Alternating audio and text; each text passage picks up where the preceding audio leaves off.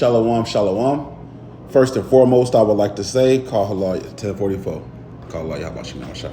First and foremost, I would like to say, call halal Yahweh, Bahashem, Yahweh Shai, Bahashem Rekak Wadash. That is to say, all praise to the Most High God, whose name is Yahweh, in the name of his only begotten Son, Yahweh Shai, whom the world ignorantly calls Jesus Christ, through the Holy Spirit, Rekak Wadash. Double honors to the apostles and the elders of the great millstone who taught us this truth. Shalom to the 144,000, as well as to the rest of the hopeful elect men, women, and children of Israel scattered abroad throughout the four corners of the earth among the heathen, as well as those who even look like the heathen. All right, this is not a black or a white thing, man. This your brother Yara Donba from the GMS branch here in Chicago, coming back at you with what I hope to be another short yet edifying lesson.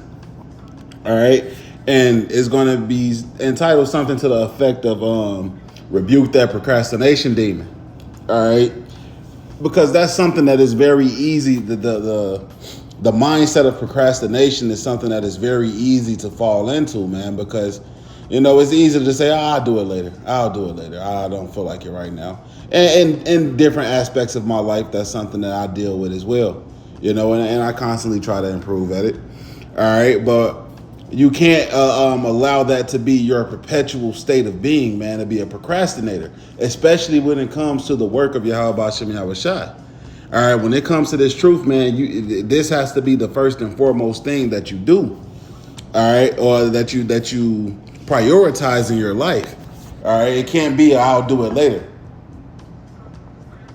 We often hear the apostles say, what, man? Strike while the iron is hot. So that could be something like with a video, man. If you get a topic for a video, if at all possible, hey, drop what you're doing and knock the video out right then and there, man. Do it while those precepts are fresh in your mind. That's just the ferventness. I believe that's the word that we have to have for this truth, man. So I want to start here in the book of Ecclesiastes, chapter 9, and I'll start at verse 10. It says, whatsoever thy hand findeth to do, do it with thy might. For there is no work, nor device, nor knowledge, nor wisdom in the grave whither thou goest. I returned and saw under the sun that the race is not to the swift, nor the battle to the strong, neither yet bread to the wise, nor yet riches to men of understanding, nor yet favor to men of skill. But time and chance happeneth to them all.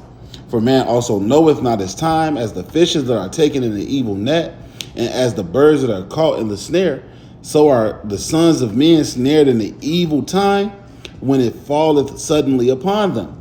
Right? So it said what, man? When you find something to do, you do it with all your might. Okay? You have to, man. Because you don't know how much more time you have, man.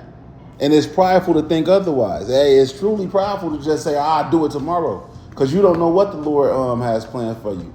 Like that parable of the let me find it real quick.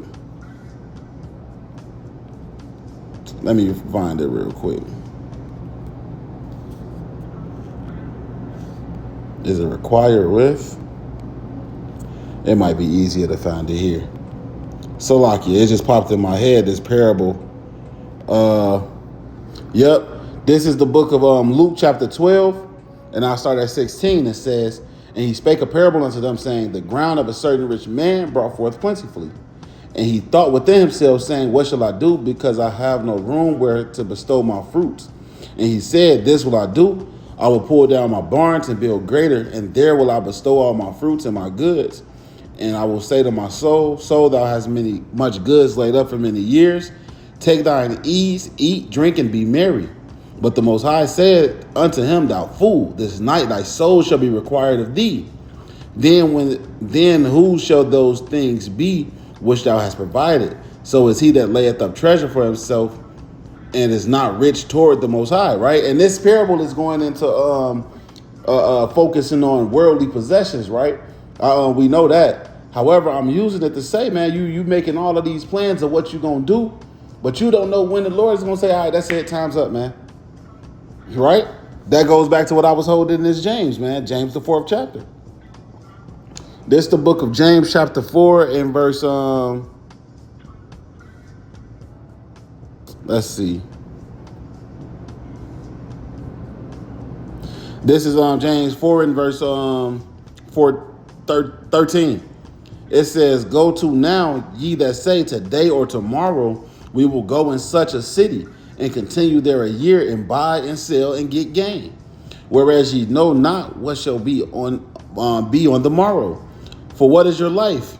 It is even a vapor that appeareth for a little time, and then vanisheth away. For there ye ought to say, if the Lord will, we shall live and do this or that.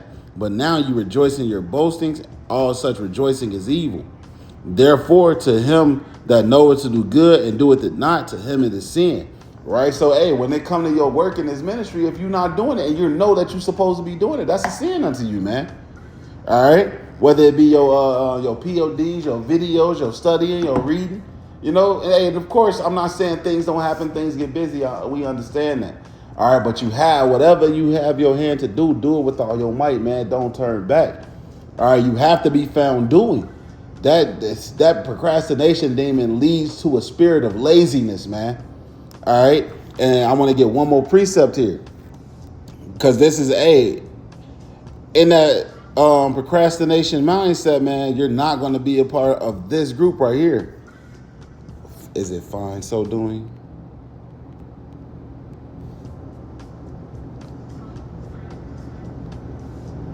Same chapter, Luke 12 and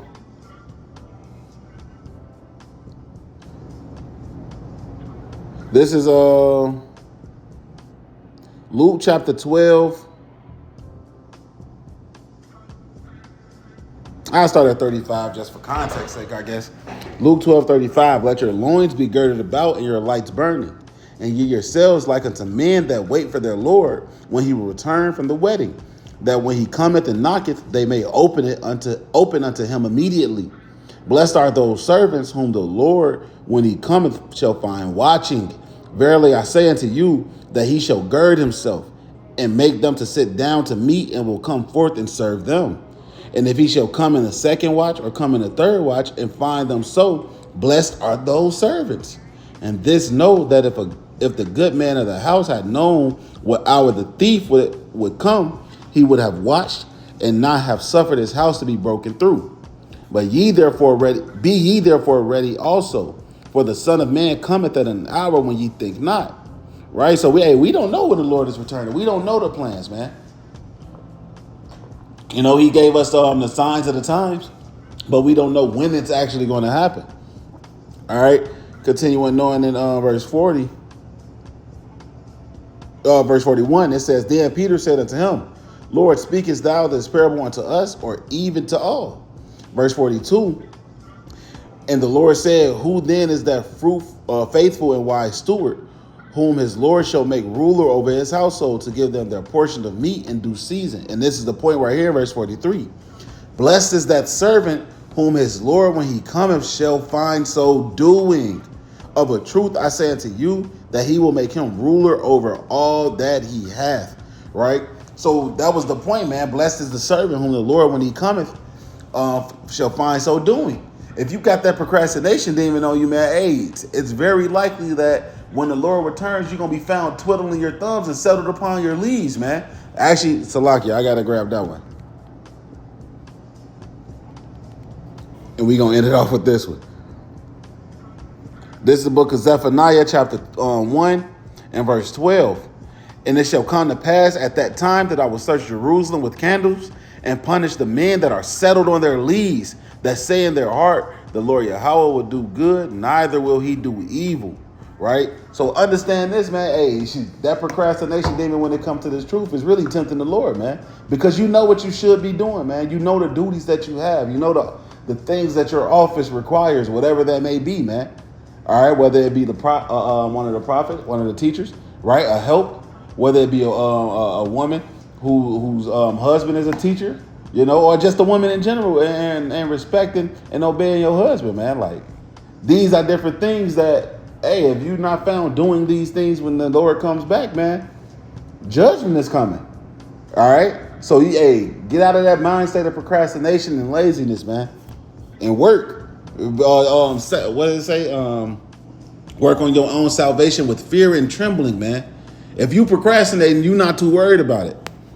All right. So Lord willing, this was an edifying lesson. With that, I want to say call halal Yahweh Bahashem, Yahweh Shai, Bahashem Rekakwadash.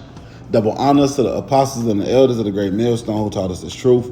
Shalom to the 144,000, as well as to the rest of the hopeful elect men, women, and children of Israel scattered abroad throughout the four corners of the earth, man. Shalom, Kwam Yasharala, Wa Abba Babal.